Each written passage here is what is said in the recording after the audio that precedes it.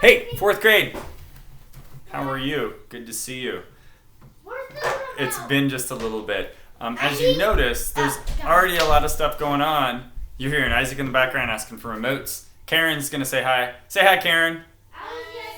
And you'll probably hear Rosie at some point too. And that's okay.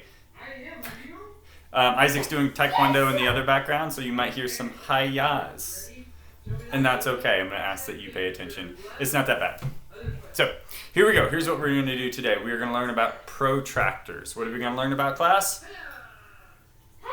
Yes, Sheffer, we are going to learn about protractors. So, luckily, I've got my handy-dandy, super gigantic, massive protractor here. So, that's good that I just randomly had one of these laying around that maybe I cut out earlier on in this year in expectation of today. So, I'm glad that we get to use it. We're going to answer these three questions. The questions are, protractor, hey, what is it? Why do we use it? And I'm going to tell you a story, and then we're going to practice. So, question one, protractor, what is it? Protractors are tools we use to measure angles. It's a tool we use to measure what? Correct, Zalman, angles.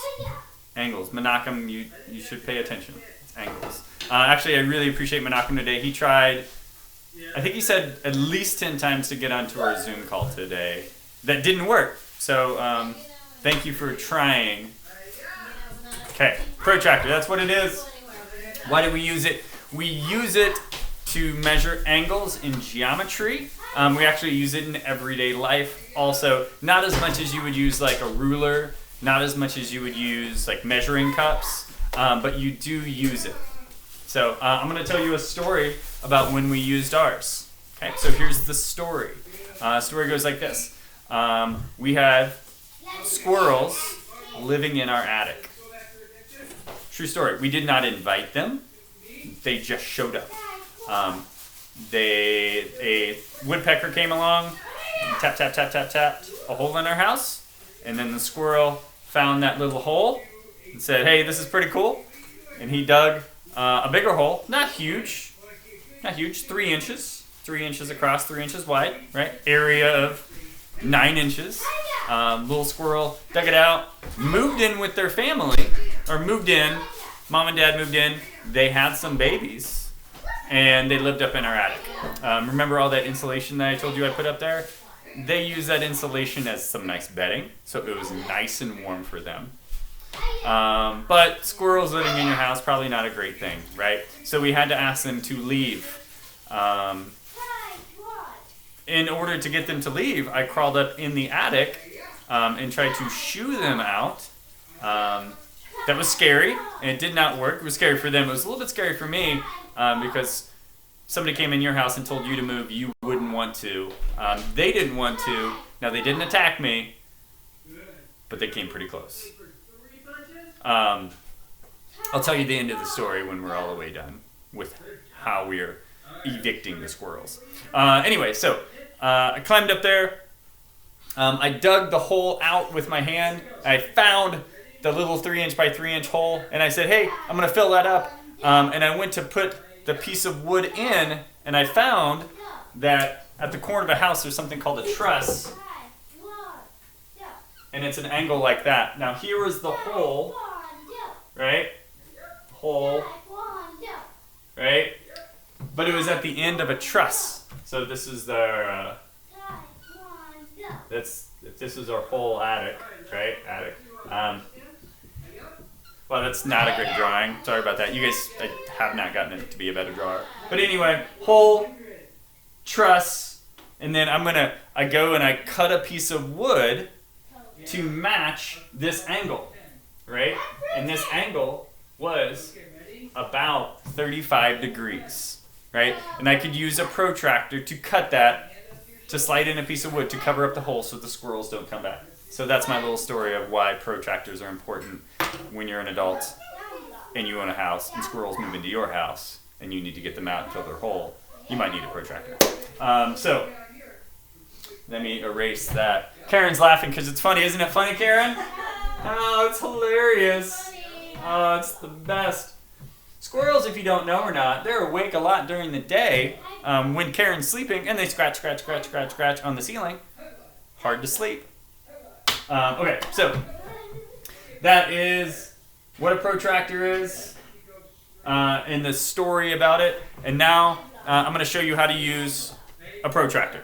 You, at this point, have printed out this, right? Printed out this protractor, right? And cut it out. If you haven't, hit pause, print it out, cut it out, and please also cut out, do you see that empty space in the middle? Right? That half circle? Cut that out too. Okay. So, here's the one piece that's missing on mine. Do you see this little, sorry? Do you see that little cross?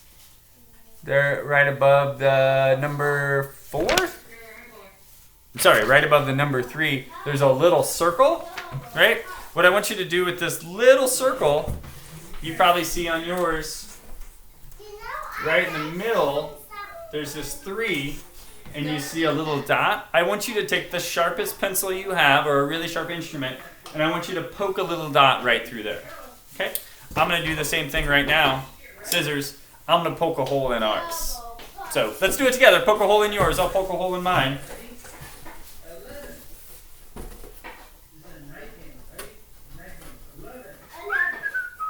The interactive YouTube video.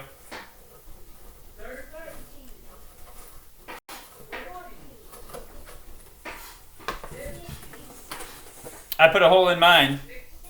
Maybe you have put a hole in yours. If you haven't, pause the video and finish that. See if I can stick my finger through it. You should not be able to stick your fingers through yours because your protractor is smaller. Okay, here's how we use a protractor. It's really simple. Now the difference you might see with yours is you might see numbers on both sides, right? You might see the number 10 here. You see the number 10 here, but you also see the number 170, right? We'll talk about why that is later in the lesson, but for right now, we're just going to use this one. Okay, so here's how you do it. Let's say you want to make that 35-degree angle so you can get that squirrel out of your house. It's this simple. You put a dot there, right, with your pencil, and then you find 35. It's between 30 and 40. You put a dot there. I'm actually going to do it on this side, sorry. Yeah, about there, about halfway.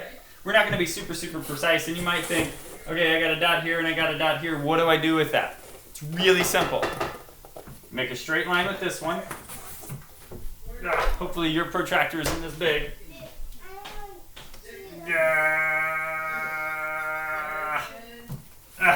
Okay, you got a straight line with that one, right? And then what you do is you erase just a little bit.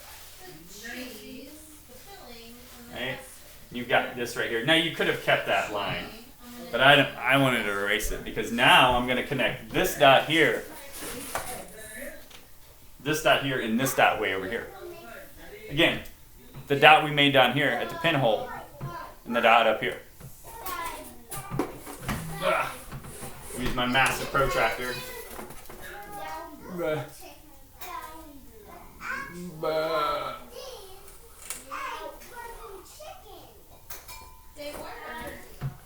Pretty nice, huh? Believe it or not, it's a ray. It's a ray.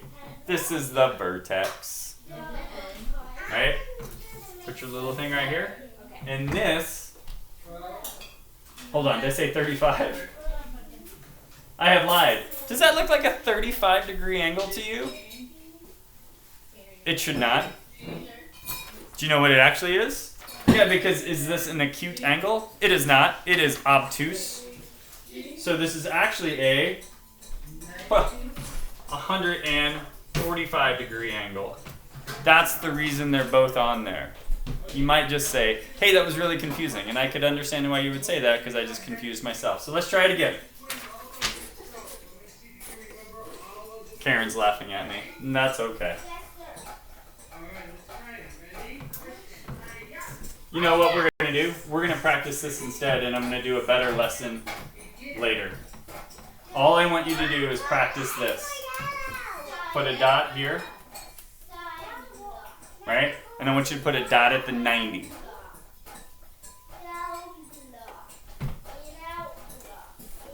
Connect.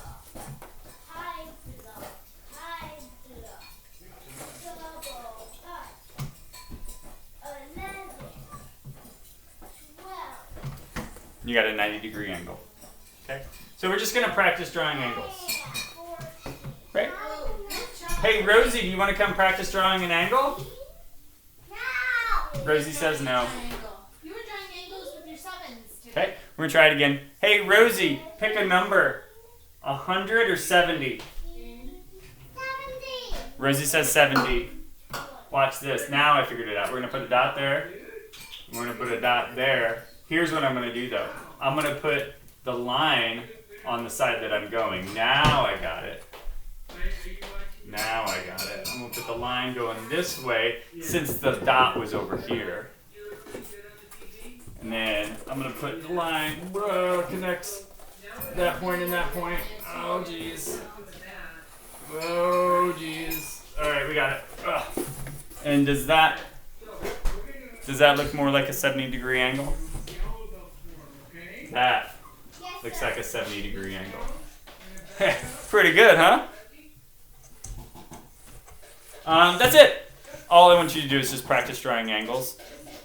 If you draw this and instead it says, hey, no, 120 degrees, all I want you to look at it and ask yourself, does that look like a 120-degree angle? No. Josh just goes, no, Mr. McClutter.